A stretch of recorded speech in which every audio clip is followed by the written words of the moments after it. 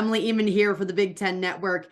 Every year, the most coveted award in Big Ten volleyball is the Player of the Year award, and I am lucky enough to have the honor to chat with the 2020 Big Ten Player of the Year, Minnesota outside Taylor Landfair. Taylor, how did you react when you were told the news? I was really excited because I feel like I've worked really hard this year, and then also having an injury last year, just being able to bounce back and then just get this award is so much to me.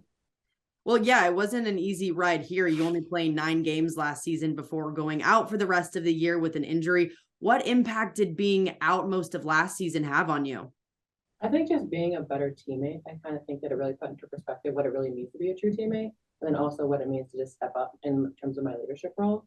I feel like leadership off the court is just as good as it is on the court, so I kind of took that opportunity just to build my leadership and then also bring it onto the court this year, and then also just show my teammates like what it means to be a good teammate, even though you may not be playing or you may not be able to do everything that you can do, being off the court and on the court, basically, regardless, you're still being a great teammate. To you, what does it mean to be a great teammate? I think giving your all no matter what, especially because last year I really couldn't be on the court physically. So I think just making sure that my teammates know that I'm there, know that I'm supporting them regardless. And I know that deep down, I'm always with them no matter what. And then I'm going to be there by their side, even if I can't be out there on the court with them.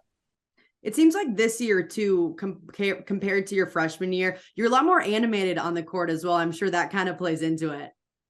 Yeah, for sure. I think it's just super fun just being able to jump up and down, like throwing out my hands in the air, springing my head off, just doing whatever I can just to give my teammates the most amount of energy. Just because, especially if like we get a big block or a big kill, I just want to make sure that my teammates know like we do this all the time, and I just want to give them all the credit because we're such a good team. So. Definitely. And I mean, this season, you had an incredible year. You led the Big Ten during the regular season with over 4.4 kills per set. Where do you feel like you made the biggest strides in the past year?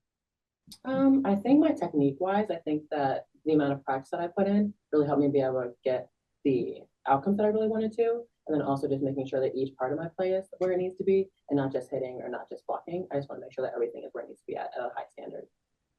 Offensively, you've been a powerhouse, especially, early on, but really later in the season. You've had 3 25+ kill matches, the only Big Ten player to do so. And you hold the record for the most kills in a single match this season when you put up 28 in a 4-set win over Oregon in September. When you really get into a rhythm in some of these matches, what's your mindset?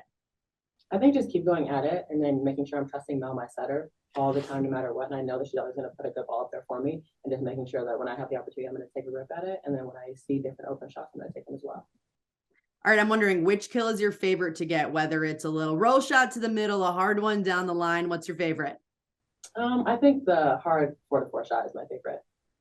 I mean, you hit a monster one of those against Nebraska. You almost took someone out last weekend.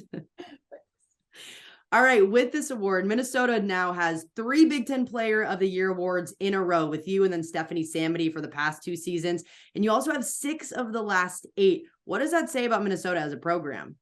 I think that it shows that we know what's going on in the gym and that we know that if we put in the right amount of work, and we always make sure we're listening to our coaches, especially Hugh, because he has so much knowledge when it comes to volleyball since he's been in the volleyball work for so long.